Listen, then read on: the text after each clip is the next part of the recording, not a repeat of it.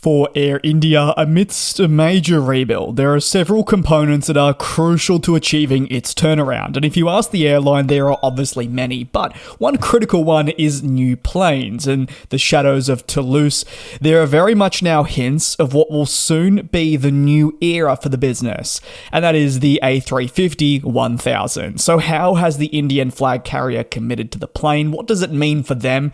And what has fundamentally gone to this turnaround that we're all talking about?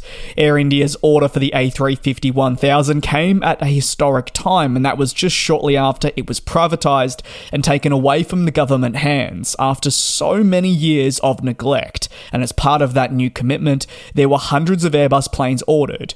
Firm orders included 220 aircraft spanning many different types in the commercial airplane portfolio. But for wide-body deals, the A350 from the Dash 900 to, more importantly, the focus today, Dash 1000 were included. The airline ordered 34 A350-1000 jets. Then, at the end of 2024, returned to the plane maker for more aircraft to continue the overhaul of the business. Airbus confirming that Air India had disclosed earlier orders for 10 A350 jets, and on top of that, there were also just your very small 90 single-aisle A320 family aircraft added on. With that, there have been significant adjustments in the commitment to the 350 family. Previously, there was a much larger reliance on the high-capacity model, but not anymore.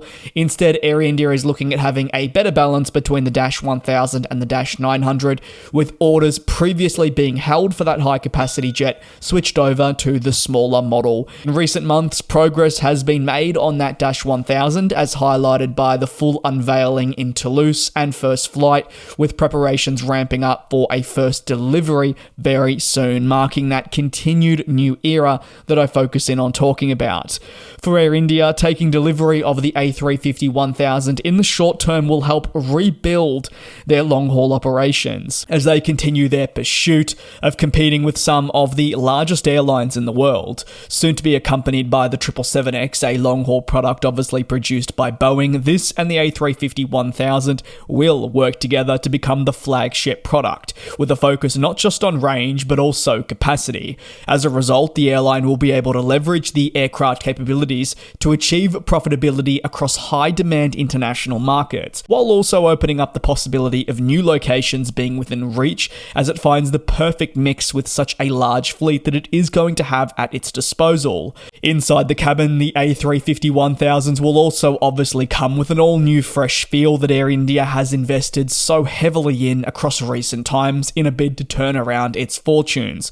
From a fresh feel thanks to the new cabins to just a revised livery, new uniforms and more. It's a fresh approach where the Tata Group, since taking over Air India, has pumped so much money into. They feel all these components are central to the turnaround, and it's an investment on the onboard product as much as it is just the image that customers will have of them moving forward. The A350-1000 ultimately is just part of the hundreds of planes that remain on order from Airbus and Boeing, and these new planes are not just going to allow for the retirement of older aircraft, but they will fundamentally enable more growth. Air India's turnaround that I speak of is expected to be lengthy. The acquisition of the Dash 1000, like I said, will give it the best possible chance to rebuild confidence and trust in its customer base. Well, since taking over the company, Tata Group has invested in that fleet, cabin, livery, uniforms, critical components at airports, hoping that the fresh investment will be worthwhile. Behind the scenes,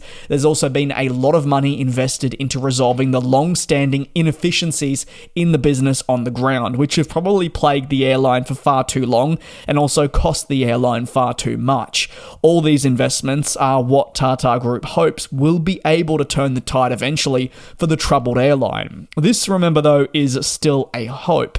Turnarounds are fantastic and all, and they often resemble a lot of promise, but it's no surefire way to truly turn the corner. It's a lengthy process, and much can still go wrong. 2025 for Air India has absolutely had its improvements, but it's also come with its heavy downsides. It's battling obstacles, whether it is supply chain woes that have delayed next-generation aircraft arrivals, to simply the fatal accident involving the 787, which has only uncovered after further investigations many more safety concerns that have shown a lot of neglect and is exactly the culture that new executives that have been hired are attempting to change. All this being compounded in the last couple of months by the flag carrier's request for over $1 billion in additional funds. They believe that a top-up investment would allow them to form an initiative to work behind the scenes to support services and systems while also developing in-house engineering and maintenance departments. Air India playing what you'd call the long game. It's a turnaround that will not be achieved in a matter of months, and I'd hazard to guess with problems so deep, it won't be a couple of years either, but certainly there are positives to be seen, and the delivery of the A350-1000 in the more short term will allow it to continue making the steps in the right direction to achieve its endgame, that being a flag carrier that is profitable, sustainable, but is additionally respected by the nation that it calls home, something that you probably would find hasn't been the case for quite some time. Demand to everything is key, and executives firmly believe that the investments in fleet and more will pay off and help establish a more positive environment for all those involved with the company. They know that people want to fly, and they know that India is growing, and the appeal to fly right around the world is increasing. As more and more people immigrate to markets away from India, the flag carrier is going to have a role in bringing families closer together, friends, and so forth. So I'd love to hear your take on the A350-1000's upcoming arrival with the flag carrier. What does it mean, and are you excited by it? Do you believe it's another crucial component in turnaround plans? I'd love to hear. Thanks for watching, and I'll see you in a couple of days back here on GlobeTrotting. And we'll fly.